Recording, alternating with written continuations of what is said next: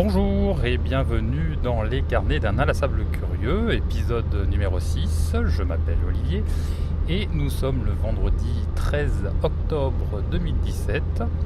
Je suis dans ma voiture, sur l'autoroute, en train de faire le trajet pour rentrer chez moi en région tourangelle. En effet, je travaille dans le nord, sur le secteur géographique du nord, du Pas-de-Calais, de la Picardie et de la Normandie. Mais j'habite à Tours. Voilà, on ne choisit pas forcément tout le temps. Ça a été un choix de ma part quand j'en ai eu l'opportunité. Et ça n'est pas sans conséquence.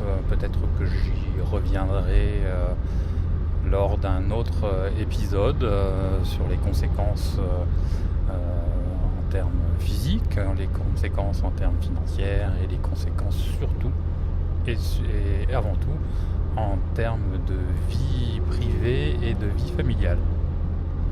Bref, je suis donc en train de rentrer chez moi et j'espère que le son ne sera pas trop mauvais parce que j'avais fait une première tentative d'enregistrement, ça devait être pour l'épisode 2 de mémoire, lorsque j'ai réalisé un épisode du M-Podcast.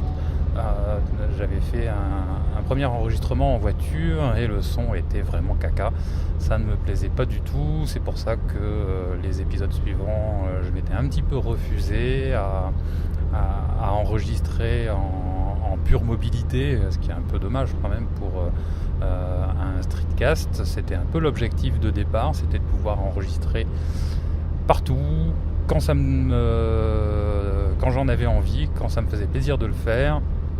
Et ce son ne me convenait pas, donc j'ai cherché des solutions. J'ai investi dans un micro-cravate pour brancher sur mon téléphone, mais les bruits de voiture viennent toujours beaucoup trop perturber à mon goût le son. Il y a les vibrations, il y a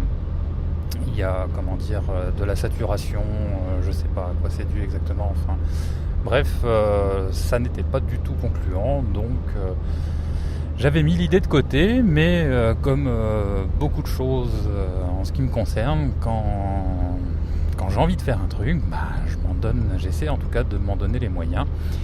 Et j'ai ressorti un bon vieux micro à moi, de la marque Zoom, oui c'est ça, Zoom, et qui a une petite fonction pour réduire un peu les bruits aux alentours.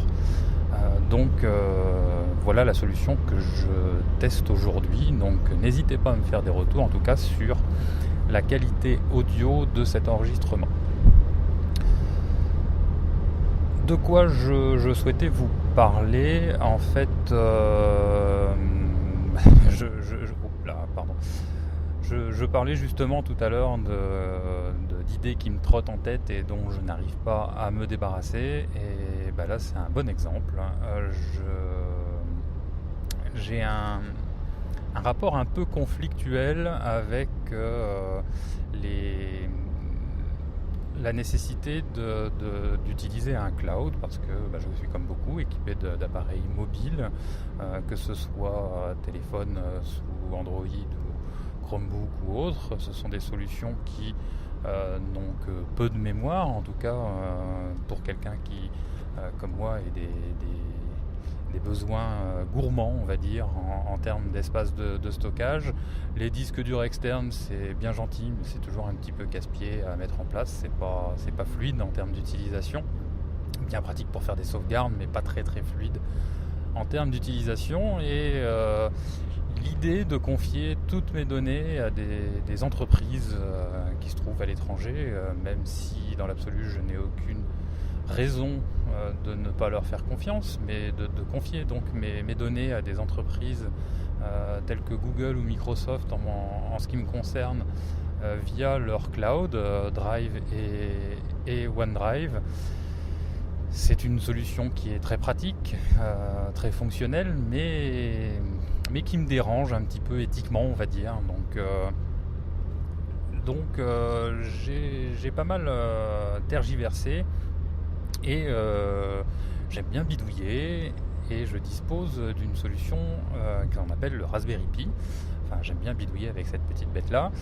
Et donc je vais y revenir un petit peu plus tard. En tout cas, je m'étais déjà renseigné dans un premier temps sur les NAS. J'avais vu pas mal de choses, des solutions comme MyCloud de Western Digital, je crois, des solutions de NAS un peu plus évoluées, dont j'ai mangé le nom, enfin bon bref, qui ont l'air tout à fait pratiques et sympathiques. Le souci, c'est tout simplement le prix de ces solutions. C'est quand même pas, alors c'est pas super cher, mais enfin c'est pas donné. Et j'ai la chance d'avoir déjà toute une ribambelle de disques durs externes et surtout de disposer d'un Raspberry Pi. Et je me suis un petit peu renseigné ces derniers temps, j'ai surfé sur le web, comme on dit chez les gens, et j'ai repéré quelques solutions qui m'ont l'air assez faciles à mettre en œuvre et relativement pratiques pour réaliser mon propre cloud à domicile avec donc mon Raspberry Pi sur lequel je peux connecter mes disques durs externes. Donc c'est une solution que je vais explorer. Je reviendrai vers vous pour vous faire un retour par rapport à cette mise en œuvre. La première question que je me suis posée, c'est bien sûr celle de la bande passante, parce que je ne dispose pas de bande passante équivalente à celle des entreprises que je mentionnais tout à l'heure. Donc j'avais cette problématique-là, parce qu'à mon domicile tourangeau, je n'ai pas la chance d'avoir un débit digne de ce nom. Je suis avec un bon vieux ADSL bien pourri qui rame déjà énormément en download. Alors en upload, je ne vous en parle pas, c'est une misère. Donc ça n'est pas du tout compatible avec les besoins que j'en ai. Par contre, à mon appartement lillois, parce que oui, forcément je fais pas la route tous les jours, donc j'ai un petit pied-à-terre à Lille que je partage avec mon fils qui fait ses études lui aussi sur la région lilloise. Ça tombe bien, mon fils est mon coloc.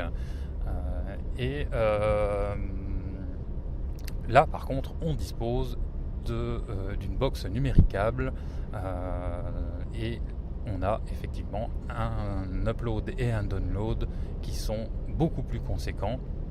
On est sur du 100 mégas en download et à peu près autant en upload, il faudrait que je vérifie, mais enfin, en tout cas, des tests que j'ai réalisés, pour le coup, ce serait largement suffisant pour ce que j'envisage de faire.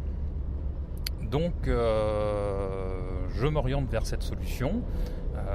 Je n'ai jamais réalisé ce type d'installation, donc je vous raconterai comment j'ai fait. Peut-être que je ferai un post sur mon blog pour décrire un peu plus en détail la façon dont je m'y suis pris et quelles solutions j'ai mis en œuvre.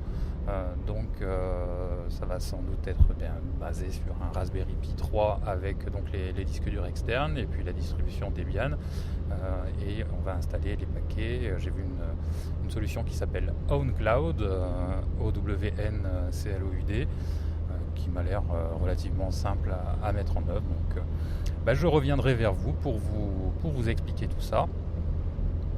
Sinon, quoi de neuf à part ça, j'ai entamé une petite remise en forme qui suit différents process. Le premier, ça a été une perte de poids importante, donc je fais très attention à ce que j'ingurgite, et c'est une décision qui a été prise en tout début d'année et qui a été renforcée, j'allais dire, ici à la rentrée. Peut-être est-ce lié aux bonnes résolutions qu'on se fait en début d'année et à la rentrée scolaire, après les vacances, mais en tout cas c'est relativement efficace, contrairement à beaucoup de bonnes résolutions qu'on ne tient pas. Là pour le coup, je les tiens, vu que j'en suis à avoir perdu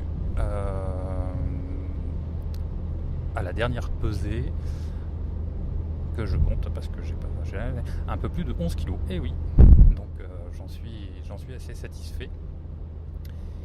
Et pour l'autre aspect de la remise en forme, c'est de refaire de l'activité physique. Parce que bon, sans vouloir vous raconter toute ma vie, mais enfin, toujours est-il que j'avais un gros problème au genou, à ménisque qui n'était plus du tout solide, mais qui était empuré sur un genou qui m'empêchait de faire quelques sports que ce soit. Déjà la marche c'était un peu compliqué, donc il ne s'agissait pas d'aller voir un petit peu plus loin, et des problèmes de dos. Donc le genou lui a été opéré en décembre dernier, et puis maintenant il me fout la paix. Et puis le dos, on est en train de s'en occuper. J'ai une kiné qui est très bien et qui s'occupe bien de ça. Et on est en train de faire se dissiper pas mal de douleurs. Donc je la remercie, et ça me permet notamment de pouvoir refaire quelques exercices le matin. Environ un matin sur deux, je fais quelques exercices que j'ai piqués à droite à gauche pour me construire ma propre routine matinale, qui est basée sur des mouvements comme des squats, des pompes, des abdos, et puis des plans, enfin oui, des abdos donc au sens large, et des étirements. Donc pour pouvoir remettre un petit peu la machine en route, tout ça complété, je l'espère, de plus en plus fréquemment, avec des sorties en vélo le week-end qui me permettront de travailler un petit peu la partie cardio. Et tout ça a l'air de commencer à payer, j'en suis ravi. Ça change un petit peu, ça fait quand même un peu plus de 10 kilos en moins à trimballer au quotidien, et ça c'est cool. Donc n'hésitez pas en tout cas à revenir vers moi pour la qualité sonore de cet enregistrement. Et moi, en contrepartie, je reviendrai vers vous avec mon histoire de NAS, sur la façon dont je m'y suis pris, et puis surtout, est-ce que ça fonctionne, et est-ce que ça fonctionne bien. Voilà, donc n'hésitez pas à me contacter via Twitter @overb62, ou directement sur mon blog en note par rapport à ce petit épisode. Le blog c'est overbblog.wordpress.com. Allez, à bientôt!